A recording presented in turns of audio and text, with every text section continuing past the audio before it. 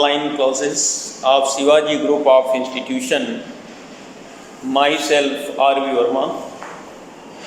पिछले लेक्चर में आप लोगों ने एल्कोहल के रासायनिक गुण के अंतर्गत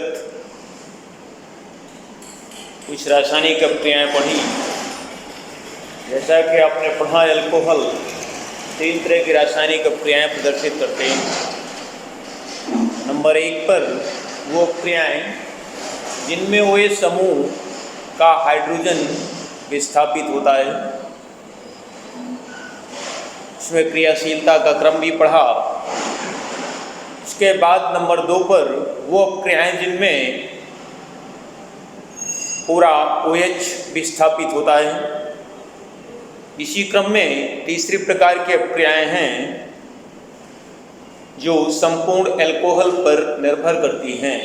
तो आइए आज के लेक्चर में आप वो रासायनिक अभिक्रियाएँ पढ़ेंगे जो संपूर्ण एल्कोहल अणु पर निर्भर करती हैं।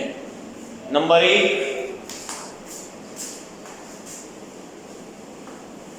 लिखेंगे आप नंबर 3 डाल करके एल्कोहल की वे अभिक्रियाएँ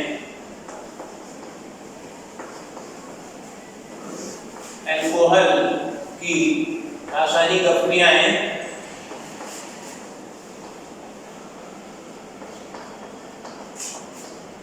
जो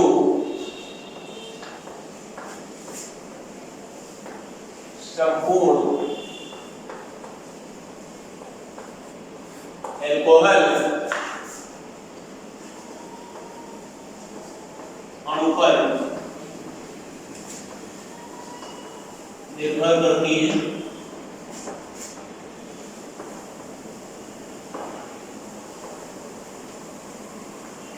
इन अभिक्रियाओं में एल्कोहल की क्रियाशीलता का भी क्रम आप लोग लिखेंगे। तृतीयक एल्कोहल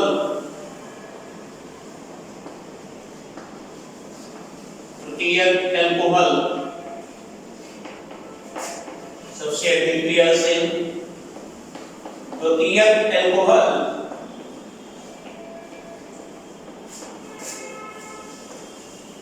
फिर प्राथमिक एल्कोहल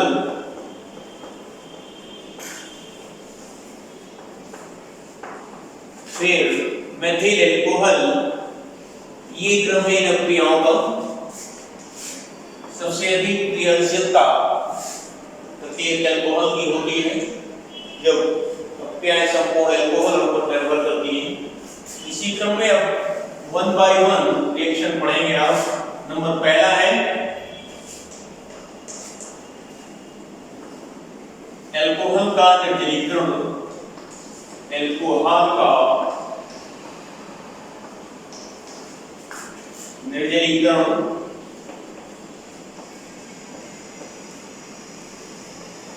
डिहाइड्रेशन ऑफ एल्कोहल।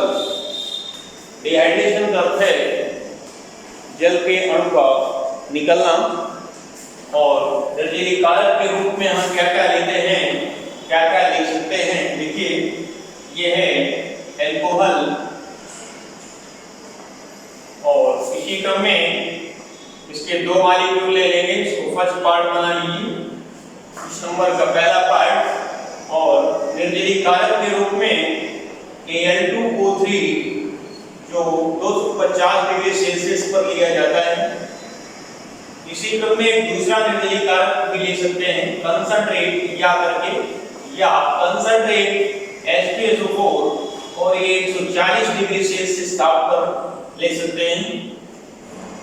इनमें से कोई एक निर्जलीय कारक और इस परिस्थिति पे आप यदि लेते हैं तो सीधे एल्कोहल ईथर में कन्वर्ट हो जाता है। ये आपका ईथर बन जाता है और वाटर मॉलिक्यूल निकलेगा। तो क्या होता है जब एल्कोहल की क्रिया H2SO4 के साथ 140 डिग्री पर होती है या एल्यूमिना के साथ 250 डिग्री पर होती है, या फिर अल्कोहल से ईथर कैसे प्राप्त करेंगे। तो इस तरह से आपको पार्टिकल्स या कन्वर्जन करके रिएक्शन पढ़ने। नाउ सेकंड आता है इसी का सेकंड पार्ट लेंगे आप। ये नंबर 1 का था, ये सेकंड पार्ट हो जाएगा। ये अल्कोहल मॉलिक्यूल है,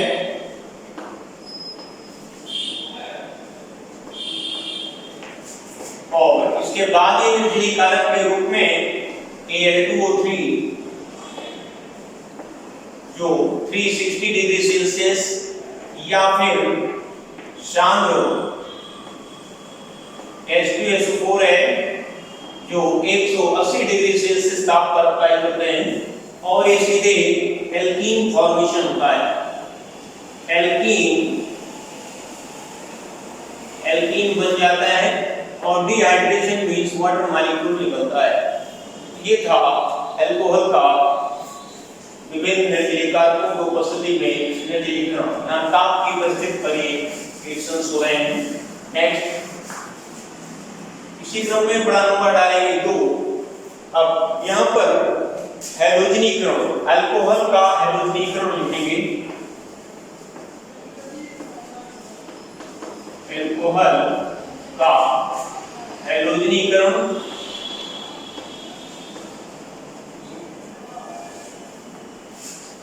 हैलोजन से रिएक्शन होता है।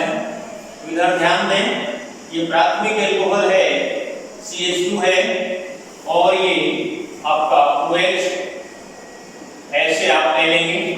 और हैलोजिनेशन का मतलब है क्लोरीन ले लिया है, और ये यहाँ पर ऑक्सीकारक का काम करता है। क्लोरीन ही यहाँ पर ऑक्सीडाइजिंग के रूप में रहता है, और ये इस तरह से सीधे CH2 यानी CH को एल्डिहाइड में कन्वर्ट करता है, और ये इस तरह से अल्कोहल का एक तरह ऑक्सीकृत उत्पाद बना। अल्कोहल के हैलोजीकरण यानी उसके ऑक्सीडेशन से एल्डिहाइड बनता है, और फर्दर ये ऑक्सीकृत उत्पाद फिर फर्दर ऑक्सीकृत होता है, वो हैलोजिनेशन होगा इसका Cl2, और ये इसकी अल्फा पोजीशन होती है। ये अल्फा कार्बन है, और इस अल्फा कार्बन से हाइड्रोजन हटेगा, ये Cl NCH ये आपका अल्फा क्लोरो एल्डिहाइड बन जाता है। इसी क्रम में ये अल्फा हाइड्रोजन जब तक रहेंगे तब तक ये रिएक्शन चलता रहेगा RCCl2 NCH2। ये है alpha dash alpha dichloro aldehyde. इस तरह से उत्पाद बनता है। कीटोन के केस में भी आप देख लेंगे, कीटोन के केस में भी CHO सेकेंडरी अल्कोहल का जब इस तरह हैलोजिनेशन होता है, यहाँ पर कीटोन बनेगा, और कीटोन में भी अल्फा हाइड्रोजन का फर्दर हैलोजिनीकरण करने पर अल्फा पोजीशन पे इस तरह से क्लोरीन आएगा। ये अल्फा हैलोडेरिवेटिव बनते हैं हैलोजिनीकरण से। नाउ तीसरा रिएक्शन आएगा, नंबर 3 आएगा कार्बोनिल यौगिकों की अल्कोहल से क्रिया।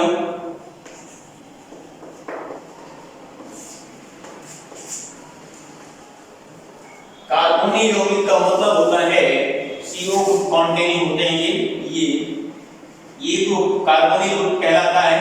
यहाँ R और यहाँ H, ये कार्बोनिल एल्डिहाइड कहलाएगा।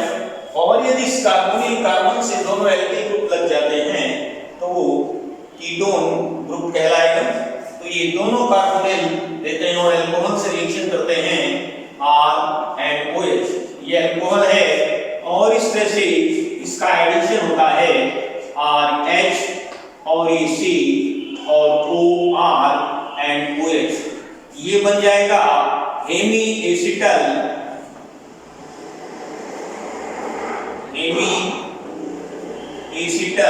बनेगा ये कंपाउंड। ये योगशील उत्पाद होता है, इसको हेमी एसिटल कहते हैं। हेमी का मतलब है एसिटल, अल माने अल्कोहल और एसिड का तात्पर्य एल्डिहाइड से है, तो ये एक तरह से हेमी एसिटल डेरिवेटिव है। और फर्दर ये अभी इसका जो OH है सेकंड मॉलिक्यूल अल्कोहल का आएगा, ये 2 स्टेप पे रिएक्शन चलेगा। ये H और ये OR एंड OH। जब इसका सेकंड मॉलिक्यूल लेंगे इसको R डैश करके लिख सकते हैं आप, और ये R H C और ये R एंड R ये पूरा ये मुख्य उत्पाद बनेगा। इसका नाम है एसीटल। ये एसीटल भी उत्पन्न बन जाता है। तो क्या होता है, जब एल्डिहाइड की क्रिया अल्कोहल के साथ होती है, जो भी एल्डिहाइड लेंगे उसी पे निर्भर करता है। ये सेकेंडरी अल्कोहल से भी क्रिया करके कीटल एसीटल की जगह कीटोन्स देता है। ये आप लोग देखेंगे। नेक्स्ट आगे चलिए, इसी क्रम में आगे रिएक्शन होता है विहाइड्रोजनीकरण। चौथा नंबर है विहाइड्रोजनीकरण।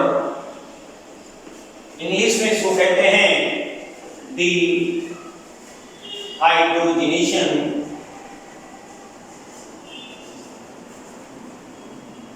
यानी हाइड्रोजन का एलिमिनेशन है। यहाँ पर ध्यान दें, ये क्रम से ये आपका प्राथमिक अल्कोहल है CH2 एंड O, दूसरा है R एंड CHOH, ये आपका सेकेंडरी अल्कोहल है, ये आपका प्राइमरी अल्कोहल है। और इस तरह से ये डिहाइड्रेटिंग के रूप में ये कॉपर एट 300 डिग्री सेल्सियस पर इसको हीट करेंगे। यहाँ पर ये डिहाइड फॉर्मेशन हो जाएगा और ये डिहाइड्रोजनेशन माने हाइड्रोजन निकलेगी। इसी क्रम में यहाँ से भी इस तरह आप दिखा सकते हैं, ये कॉपर है और ये 300 degree Celsius R and C ये कीटोन बना देता है और ये हाइड्रोजन निकल जाता है। तो सेकेंडरी अल्कोहल का डिहाइड्रोजनीकरण करने पर ये कीटोन और प्राथमिक अल्कोहल का हाइड्रोजनेशन करने पर एल्डिहाइड बनता है। इसी क्रम में जो टर्शियरी अल्कोहल होता है, टर्शियरी में आपका 3 एल्किल ग्रुप आ जाएंगे। इस तरह आप लोग लिखेंगे R एंड CHO। इसमें आपको ध्यान देना है, ये एल्कीन फॉर्मेशन होता है। एल्कीन यहाँ पर एक आप ले लेंगे, ये एल्कीन ग्रुप ले लेंगे और इस तरह से एल्कीन ग्रुप ये एल्कीन देता है। ध्यान रखेंगे, ये R यानी सेकेंडरी और ये इस तरह आया CH और डबल बॉन्ड CH बन जाएगा CH2 और यहाँ पर वाटर मॉलिक्यूल निकल जाता है पूरा। देखिए एक यहाँ का, इसको सीधे आप ले आएंगे, सीधे एल्किल ग्रुप को, और एक H और ये पूरा OH हट जाएगा और इस तरह से एल्कीन फॉर्मेशन हो जाता है। एल्कीन फॉर्मेशन है ये, और ये कीटोन फॉर्मेशन है, कीटोन, और ये एल्डिहाइड फॉर्मेशन है। ये था अल्कोहल का डिहाइड्रोजनेशन कैसे होता है और क्या क्या उत्पाद बनते हैं। इसे ऐसे भी कह सकते हैं, क्या होता है जब प्राथमिक अल्कोहल की क्रिया कॉपर मेटल के साथ 300 डिग्री सेल्सियस पर होती है। तो ये आप लोग देखेंगे। नाउ नेक्स्ट आगे आता है रिडक्शन। अल्कोहल का अपचयन कैसे होता है और अपचय के रूप में क्या लेते हैं। 5वां नंबर है, यहाँ पर है अल्कोहल का अपचयन।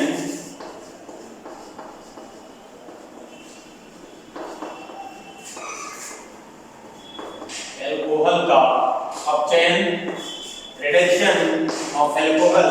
अपचय के रूप में ये आपका अल्कोहल है CH2OH और ये HI और ये रेड फास्फोरस, लाल फास्फोरस, और ये इस तरह से R and CH3 plus H2O plus I2 ये एल्केन्स बन जाते हैं। तो एल्कोहल से एल्केन कैसे बनाएंगे? ये क्या होता है जब एल्कोहल की क्रिया लाल फास्फोरस व HI के साथ होती है या एल्कोहल की अपक्षय क्रिया लिखो। इस तरह से भी प्रश्न आपसे किया जा सकता है। नेक्स्ट इसी क्रम में आता है ऑक्सीकरण। ऑक्सीकरण एल्कोहल का ऑक्सीकरण।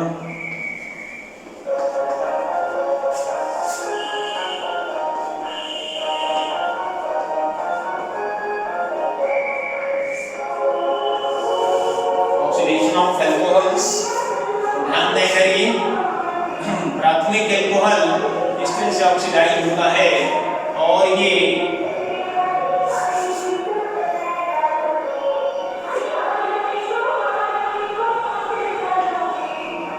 पहले डिवाइड में जाते हैं K2Cr2O7 और ऑक्सीडाइजिंग के रूप में R और ये CHO फर्दर ऑक्सीडाइज कर देंगे, ये सीधे RC⋯OH में बदल जाता है।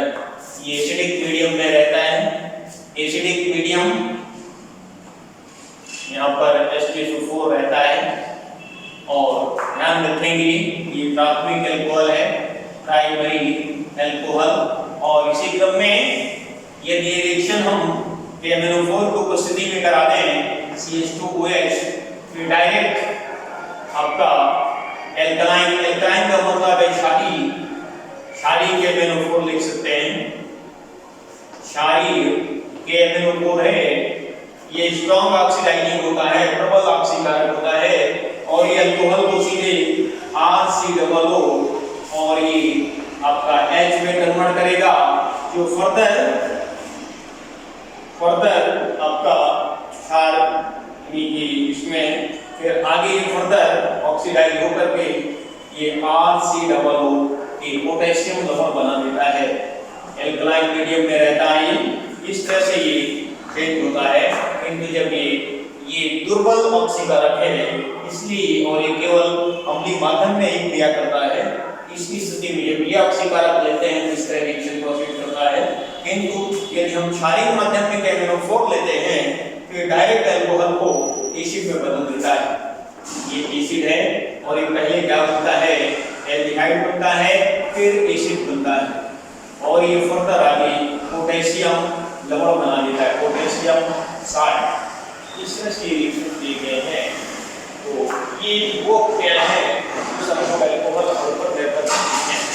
अब अल्कोहल के अंतर्गत आपका प्राथमिक, द्वितीयक, तृतीयक एल्कोहल का विभेदन का मतलब होता है distinguish between primary, secondary and tertiary. Distinction among primary, secondary and tertiary alcohols, ये हम अगले लेक्चर में आपको बताएंगे। Thank you very much.